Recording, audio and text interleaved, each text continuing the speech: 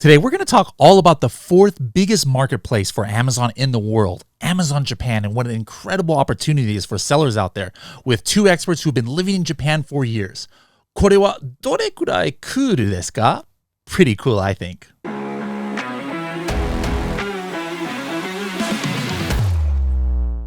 Blackbox by Helium 10 houses the largest database of Amazon products and keywords in the world outside of Amazon itself. We have over 2 billion products and many millions more keywords from different Amazon marketplaces, from USA to Australia to Germany and more. Use our powerful filters to search through this database for pockets of opportunity that you might want to get into with your first or next product to sell on Amazon. For more information, go to h10.me/blackbox. Don't forget you can save 10% off for life on Helium 10 by using our special code SSP10. Hello, everybody, and welcome to another episode of the Serious Sellers Podcast by Helium 10. I am your host, Bradley Sutton. This is the show that's a completely BS-free, unscripted, and unrehearsed organic conversation about serious strategies for serious sellers of any level in the e-commerce world. And before we get started here with our guest, this is 2023. Some people do cultural appropriation and whatnot. So I have to explain for those of you watching on YouTube, my Japanese yukata here, which is actually this right now, it's 11 p.m. almost Pacific time. And so I usually work around this time and do podcasts for people who are in other time zones. And this is what I wear, guys, in my house every night. For those who don't know, I actually used to be a sumo wrestler, not professional, but amateur, ranked number 3 in the United States. I've been loving sumo wrestling. So I have my Japanese yukata here. This is what I wear in my house. And our guests are actually in Japan, which is why I'm doing a podcast at 11 p.m. my time. Anyways, Gary and Nick, 久しぶり元気ですか? 久しぶり元気だよ久しぶりやね Excellent. Yeah. That means you kind of like long time no see because Nick actually has been on the podcast, guys. So we're not going to go too much into his backstory. If you guys want to check out his origin story, make sure to check out episode 178 of the Serious Sellers Podcast, 178, and then you could learn about him. And then, Gary, I think this is the first time you've been on this podcast, perhaps? Correct. I'm super excited to finally be on here with you guys. You two are in Japan. Now, you're not Japanese, so can you explain how what's your origin story? Like where were you born in America? Where were you born and how did you make it to Japan? Definitely. I won't give you my life story, but long story short, I was born and raised in LA, Los Angeles, California, went to USC, lived there for Trojans. USC Trojan. I got my Dodgers cap on for those of you guys that can see. And then, I got started in e-com in the mid 2000s, very, very early on, back when eBay was the biggest player. I was selling, I was wholesale. I got my products from a local wholesaler in LA. I imported from China. I started selling women's shoes, women's footwear. That was my first product back in the eBay days. I moved out to Asia in 2008. I moved out to China because at that time, China was blowing up with the Beijing Olympics. And then at the same time, global financial crisis hit the US. So I wanted to make a move. I was just fascinated with all the hustle and bustle in Shanghai. It's like New York City on steroids. But why am I in Japan? I mean, fast forward, 2019. Okay. So through that 11 years in China, I was working in sourcing. I was working for a consulting firm. I was the point person for foreign clients sourcing products from China. So I literally visited hundreds of Chinese factories, seen the good, the bad, the ugly. I blog about it through one of my websites, 80/20 Sourcing. And then I, pivoted to Amazon because, back in about 2015, 16, I heard the podcast, all the OG guys that we used to listen to. And I was on the ground in China. So I kind of put 2 and 2 together. So I put the sourcing and the e-com together in China. Fast forward to 2019, it was, got married, had a young child. We were too freezing in Shanghai, so we wanted to go to Southeast Asia. So we left China before the pandemic. We never knew what was going to happen, and pandemic hit. Long story short, we were too scared to go back, and we loved, the Japanese culture. My wife is from China. She had a Japanese visa, and we visited Japan yearly. So we were like, why not go to Japan? Just wait it out. So we ended up waiting in Japan in Okinawa for 2.5 years during the pandemic. But I mean, Okinawa is a beautiful place, super friendly people. It's like the Hawaii of Japan. I don't know if Bradley, if you've been there. It's an awesome place. To And Okinawa. during the Yeah, yeah, that's Okinawa. Have you one of been the there, I Ricky? used to live in. I've lived near Tokyo, and then when I was when I was little, and then in all the way north Yeah. in Aomori, but never have lived, visited, or anything to Okinawa. So I definitely want to go. I continued doing the online summits, the Seven Figure Seller Summit, because at that time people couldn't travel. And we were just very fortunate. We got like 2,000-3,000 people to come on to our online events for Amazon sellers. And then we won a number of awards for favorite Amazon conference. But fast forward to today. Now the world's opening up, and we're just talking. Bradley was in Japan just a few Yep. months ago, and everything's opened up in Japan. Conferences. And I was talking to Nick. I mean, Nick is known as the Japan guy. He's been selling in Japan so many years, seven-figure seller. And we put two and two together. We thought, there's a big opportunity here in Amazon Japan. It's the number 4 biggest Amazon marketplace, but almost nobody is talking about it, which is, it's kind of ridiculous. People are talking about like, smaller markets. I mean, no disrespect, but like UAE and, Holland or Poland, Mm-hmm. right? I mean, Japan's much bigger than that, but a lot of people are just intimidated. So we thought, why not do an Amazon conference in Japan, like on the ground here in Tokyo, where people can, be on the ground. They'll learn from these 7-figure Japan sellers like Nick, and we have some 8-figure sellers, and we have a lot of experts as well. So that's kind of our story, Okay. to put together this conference to sell in Japan, which we think is a huge opportunity right now. Now, Nick, when you were on the episode, I remember, you had, or actually, no, that's a lie. I don't remember anything. I'm looking at the my notes from the old podcast. I don't remember what I did last week, let alone an episode 2 years ago. So I don't lie. So I'm going to say I'm looking at my notes, and you had sold hundreds of thousands of dollars at that time. I think this was about 2020. Gary just mentioned one of the figures, which I have heard too, that Japan is the 4th biggest like Amazon marketplace, I believe. It goes US and then Germany, and then kind of, sometimes UK, sometimes, Japan for 3 and 4. Are there any other like facts and figures about just, e-commerce in Japan, Amazon in Japan that you could throw out that helps kind of like set people's minds that, hey, e-commerce in Japan is definitely a thing and something that people should be paying attention to? So, I mean, as you mentioned, for an Amazon seller, Amazon Japan is the 4th largest marketplace, or the 3rd largest marketplace. Basically, the yen has taken a dive, or took a dive last year, and so when you look at the Amazon figures, the currency, it dropped about I think about 20%. So that probably factors into it. So it's about the size of the UK. So if you think about it, it's about the size of the UK. So it's 3rd, maybe 4th, but it's double the population of the UK. So that's pretty good. So we talk about future or possible sales. You've got double the number of people to sell to if you're already selling in the UK. And also, it's not just the 4th largest Amazon marketplace, it's the 4th largest e-com marketplace in the world. So, I mean, if that doesn't, give you an idea that maybe you should at least be looking at it, then I don't know what, All right. basically. So, yeah, in a nutshell, 4th largest marketplace, 4th largest e-com marketplace, 3rd highest GDP in the world, a population double the size of the UK. I mean, those are probably the main stats that I would think of off the top of my head. Can I just No, add go to ahead. that? Absolutely. Because I'm coming to Japan almost with fresh eyes. I lived in Okinawa for 2.5 years. We just landed in Tokyo a few weeks ago. Here in Tokyo, Amazon is, they have the Prime delivery. They have like same day delivery. So you can order anything. You can order like groceries.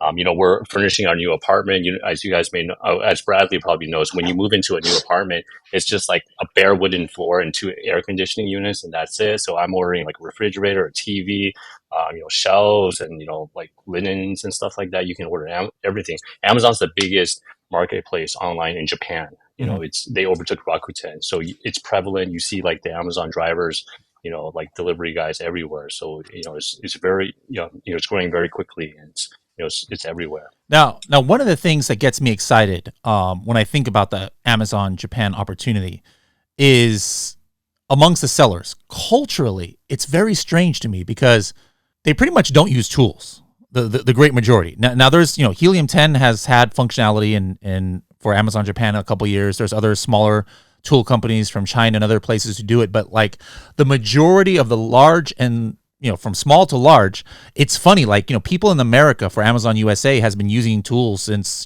Helium 10 was definitely not the first tool in America. People have been using other tools, since before Helium 10 was around, even in 2015, 2016. But it's almost like, I don't know if it's a trust thing where they don't think they need it. But to me, like, if I go into Japan and I have access to, like, let's say Helium 10 Cerebral, where I can just instantly put in my competitor's ASIN and know all the keywords where they're ranking for and stuff, it seems like I can have a nice advantage that I don't have necessarily in these other marketplaces where I think the sellers overall seem to be more sophisticated. Am I is this old information, or is this kind of accurate from what you've seen, Nick? So you're right. There aren't very many tools for foreigners. There are tools for Japanese people that are used. They're not particularly good and they're rather pricey. But half of the sellers on Amazon Japan, or half of the third-party sellers, are Chinese, and they certainly have tools, so they know. Now, this question is for either of you. Along the same topic of selling Japan and talking about Chinese sellers or other gaikokujin sellers, foreign sellers. I remember culturally, not that it's necessarily some bad racist thing or something, but isn't there kind of like an aversion for like foreign made products? Like, culturally, don't Japanese people favor heavily made in Japan products? And so if they see listings where it's maybe obvious that it's not, like it's done by like whether it's China, whether it's USA, maybe it's not that great of a thing, because like in America we have that, of course, we're used to. As a buyer, you look at some list and you're like the English is not even correct, but I don't care, I'm still gonna buy it. It's got 5 stars and it's cheap, I'll get it. But is that the same in Japan, or do they really favor more domestic products more than, like, say, USA or Germany or something like that? The Japanese love domestic products. They love Japanese-made products, but Japan has been, I wouldn't say been in a recession for 30 years, but the country hasn't really grown in 30 years. So Japanese people aren't as rich as people think they are. They were rich 30 years ago, but it's pretty much the same now. Japanese want high quality.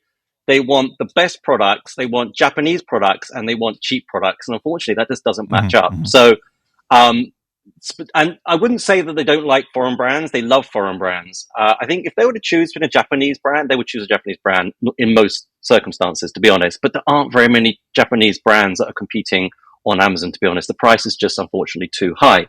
So foreign brands they do really like. What they really, really hate is made in China.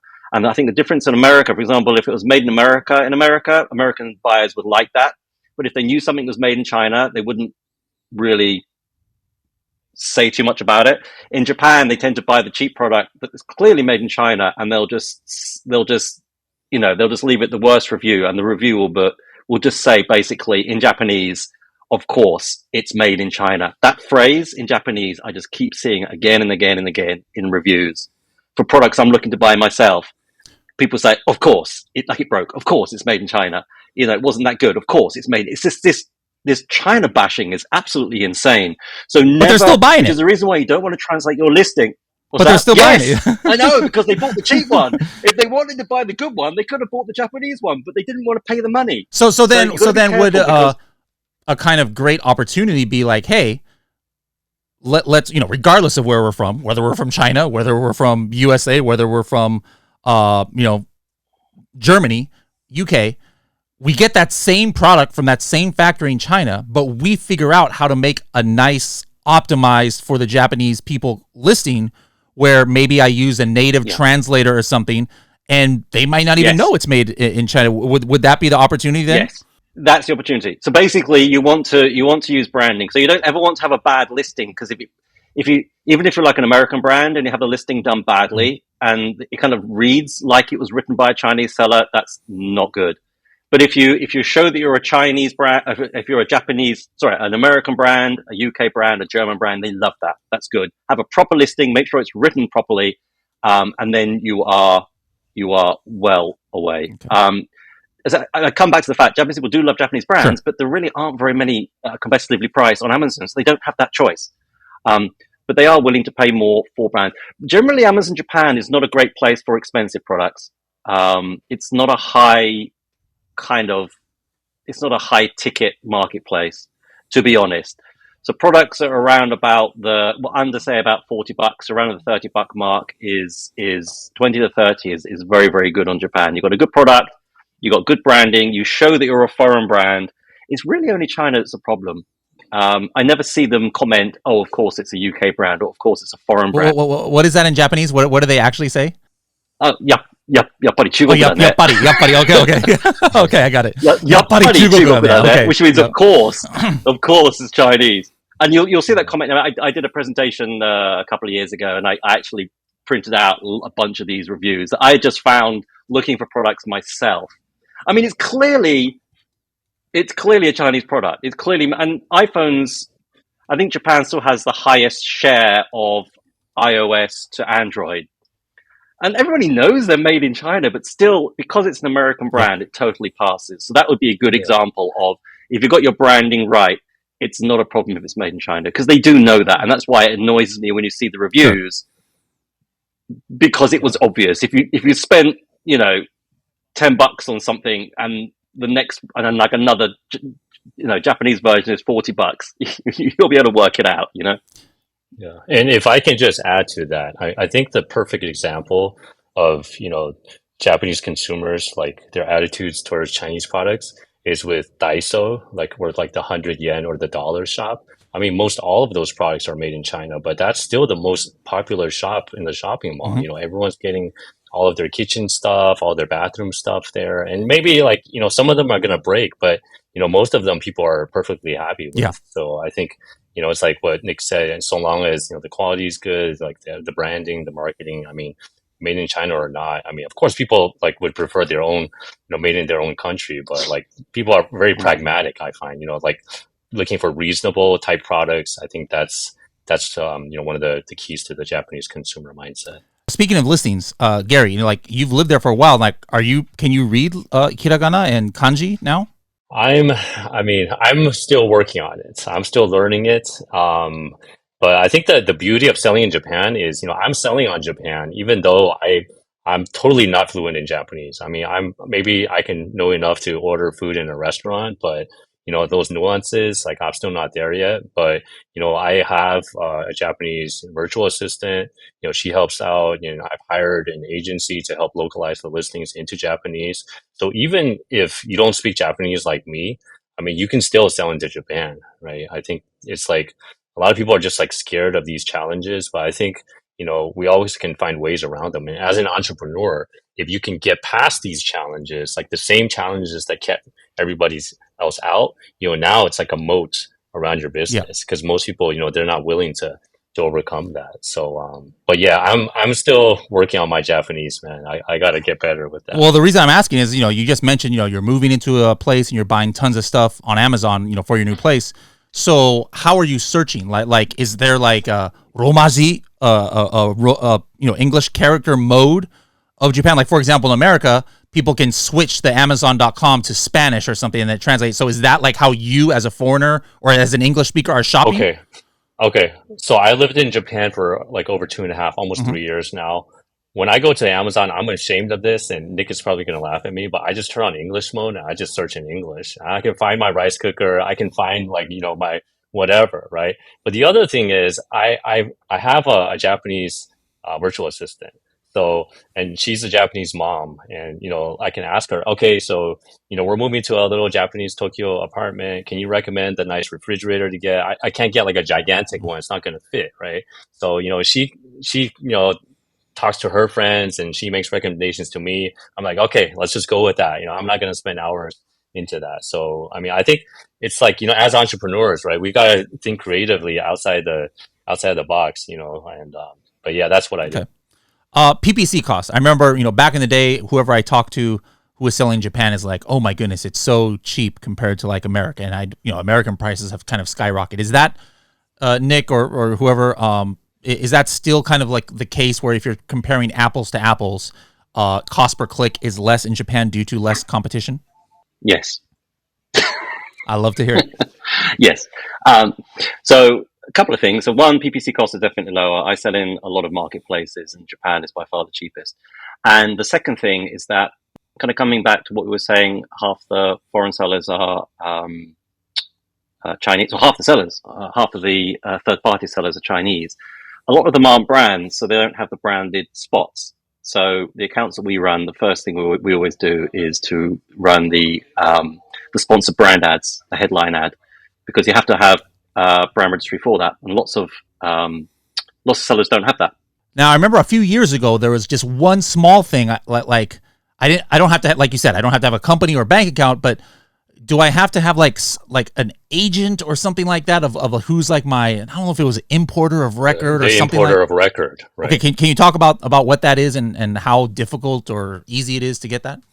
So there was a big crackdown about 2 years ago, I think, where a lot of the goods coming into Japan, the customs office was stopping them and were charging sellers based not on the shipping invoice value, which is obviously the cost of goods for anyone importing it, but they were charging duty based on the selling price of the goods, because they were claiming that the goods were basically going directly to the customer. So the customer buying on Amazon is essentially the person importing it.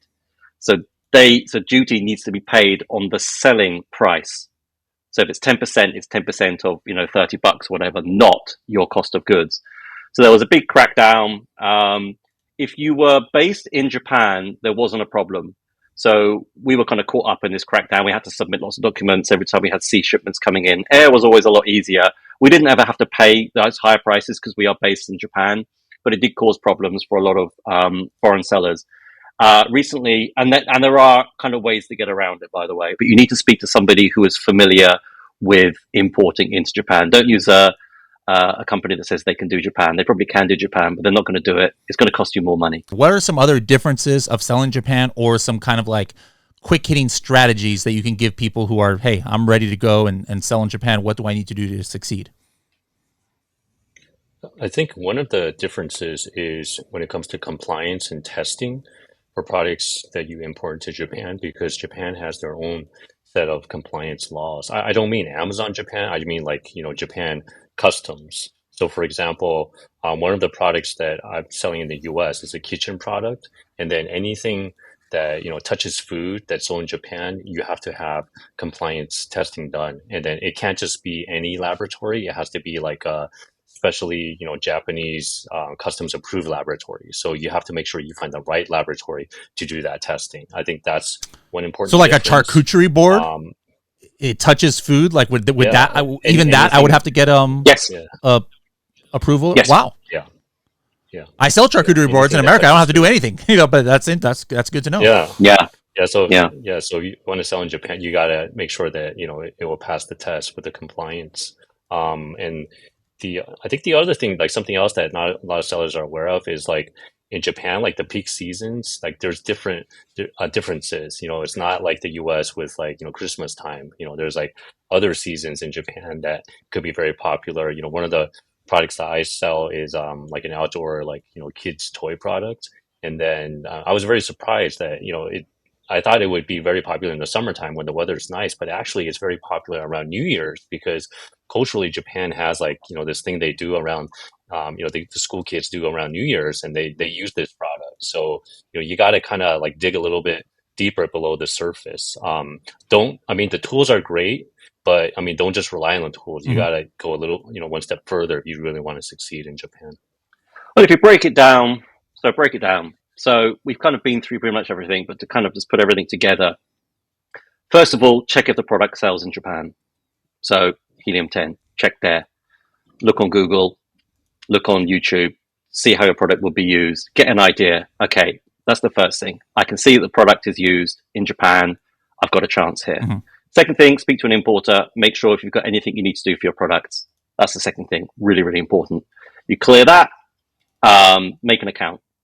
That's really, really quick. Transfer brand registry, really, really quick. It's the same as doing any other marketplace. Then get your listings made up by somebody who knows what they're doing. I can't stress enough.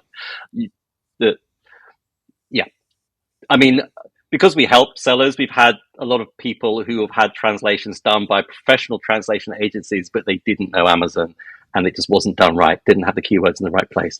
So make sure you use a translator who knows Amazon, and then send your products, and that's it. So check if they sell, speak to an importer and find out if there's any regulations, get a good listing, a sound listing made, put Japanese on your images. For the last 2 years now, you can have images per country, which is really, really useful, and then send and sell. I mean, that's it. That's the most important stuff to do. For the brands we do, I kind of like to have an actual image on one of the images or in A+ that says we've got Japanese support, and then a photo of a Japanese support person, because that really helps Japanese people to relax about a product, knowing that they'll be able to speak to somebody in Japanese about it. But that's not absolutely required, but you can get a VA. Wages in Japan are very, very cheap. So you can look up on any of the usual sites to get a VA for Japan. Now, Gary, we've alluded to this event happening in April. Can you give us a date and give us an overview of what this is about, who should go, how people can find out about it, etc.? Nick and I were talking because, we're kind of like Amazon buddies here in Japan. And, Nick has helped me a lot. And I think if someone like me can do it, even if I don't speak Japanese, and, even Amazon Seller Central in Japan has English. So you don't even need Japanese language to navigate Seller Central. So I think that's why I think it's a great opportunity right now. And I'm putting together this conference. I mean, it's basically the first ever Amazon selling conference held in Japan. And nobody's ever done this before. And it's going to be in April 4th to the 5th. It's a 2-day in-person event in Tokyo. And it will be 2 full days with talks from 8-figure sellers selling in Japan, 7-figure sellers like Nick. And, we talked about an import of record. We'll have a legit Japanese import of record working with hundreds of sellers. So, they can ask me. They can answer any question you have about that, and they'll be in the room with you. We'll have compliance testing experts to answer your questions about charcuterie boards, what kind of exact tests you need. We'll have, Japanese localization experts. We'll have, basically A to Z, everybody, PPC experts, SEO experts, and, people like Nick, right? People that have done it before. We didn't even talk about like external marketing in Japan. I mean, like Facebook isn't very popular. There's, another Japanese native marketing platform that, sellers are using to build an audience, to get more reviews, right? To launch to, right? There's all these unique strategies, about Japan. So that's why we created this event. And, we're talking with Amazon, both Amazon US and Japan. And, they're getting involved. They're sending someone from their Amazon ads department to fly all the way from Seattle to Tokyo to teach everybody here. And then, so I think it's going to be an awesome event, first one of its kind. And if you're already selling in Amazon US, if you're already selling in Amazon EU, if you want to sell into Japan, you can carry over your reviews. I don't think Nick actually mentioned this. This is like one of the big, big selling points, right? If you have your listing has 2,000 reviews in the US, you can bring that over into Japan instantly. And, from day one, 0 sales history, your listing has 2,000 reviews, right? And then the reviews threshold in Japan is a lot lower than it is in the US and EU. So from day one, you'll be at an advantage. And that means, lower PPC costs, you have the social proof. So you're going to, hit the ground running. So we think, it's a great opportunity right now. In Japan. And, we also have some cool stuff, beyond just the conference, like in the evening, it's going to be during the Sakura, the cherry blossom season. So I'm sure, Bradley, you're very familiar with this. In Tokyo, after work, it's kind of like a custom for salarymen, salary women to go to the local park underneath the cherry blossom trees at night and go drinking. So we're going to deliver this experience, Japan experience you can't get anywhere else in the world. So and only in April. It's not like you can go any time of the year in Japan to do this. Yeah. Exactly. I mean, I think there's maybe just a few week window. So, we timed the conference to coincide with that. So there's going to be a cherry blossom, social night out in a Tokyo park. We'll have Japanese sake, whiskeys, sushi, bento boxes, good times. And that way you can, both talk to other sellers, other speakers, and get a flavor for Japanese culture that, is you can't get anywhere else in the world. So, we put a lot of planning, a lot of thought into this, and, we hope to invite sellers, that are serious about selling in Japan to join us in April in Tokyo. Awesome. So, guys, if you want more information, go to h10.me/Japan. That'll take you to the website h10.me/Japan. Japan. And just Nick, what is the current situation about getting to Japan? Obviously, Japan was one of the last countries in the world to finally open up to tourism. I just went there a couple months ago. I already forgot what I had to do. It wasn't like anything major. I know I didn't have to quarantine or anything, but it wasn't like 5 years ago where I could just show up at the airport and show them my passport and I'm good to go. Like there is a couple of entry requirements, but how is it now in February, March, April? What's the situation? I actually just returned to Japan about 3.5 weeks ago with my family. So my wife and I and our 4-year-old son. Basically, I mean, this could change because this is changing rapidly. The government, the Japanese immigration wants to check to make sure you're vaccinated. So there's this online website that you have to go through to upload, I think your vaccination form.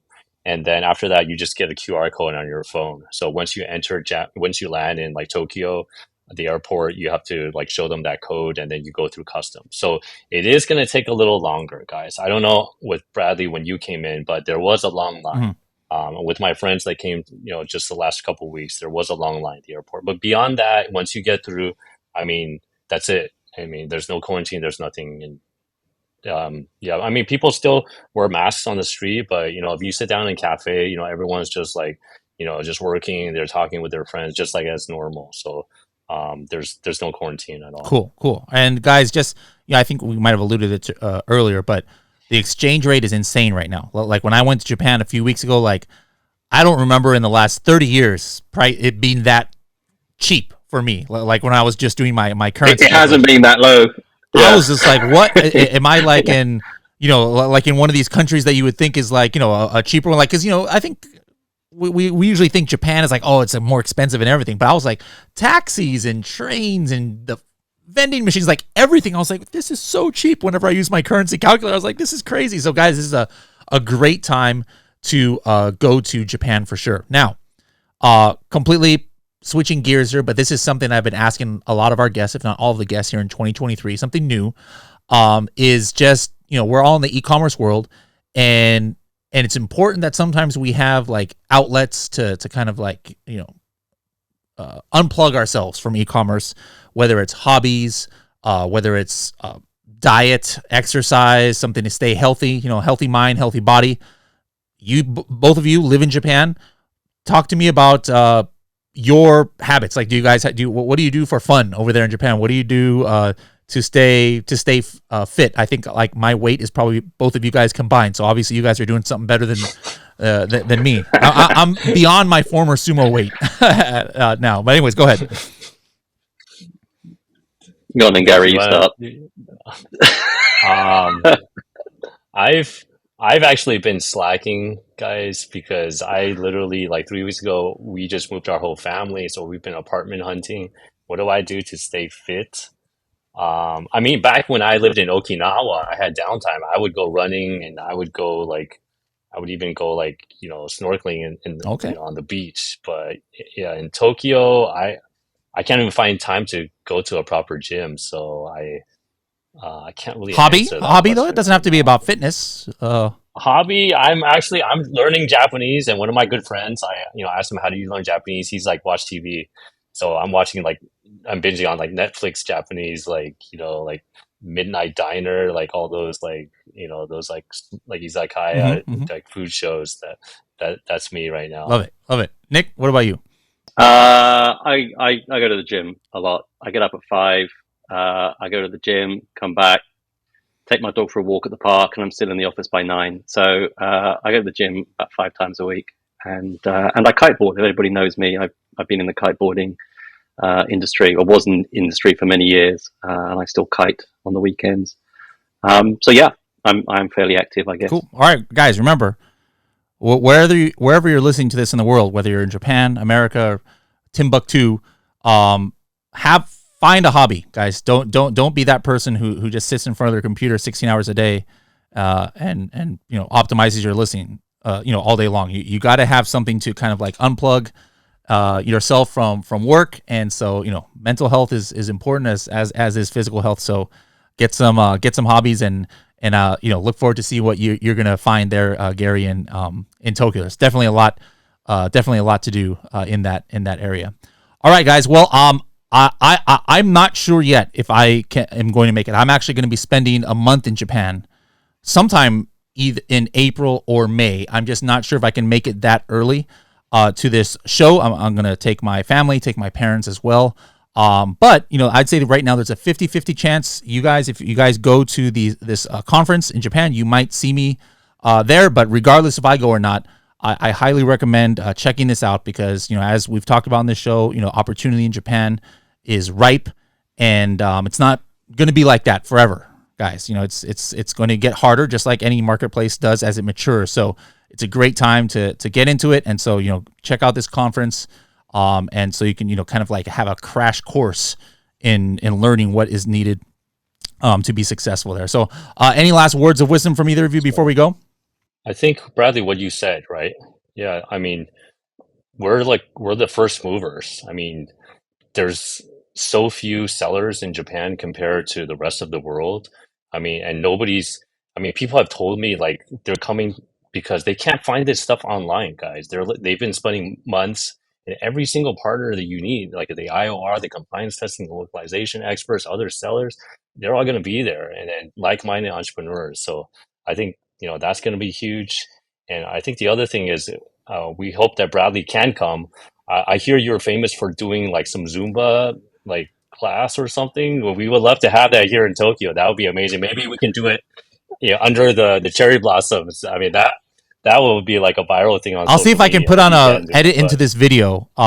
15 years ago, I actually did I did like a masterclass tour of Zumba in Japan, and I did a flash mob on the streets of Tokyo. There you go. Amazon seller flash round mob. two, man. Let's There do you it. go. 2023. Let's do it. All right. Well, 多分ね、日本で会いましょう. So maybe I'll see you guys in Japan, and thank you so much for lending your knowledge.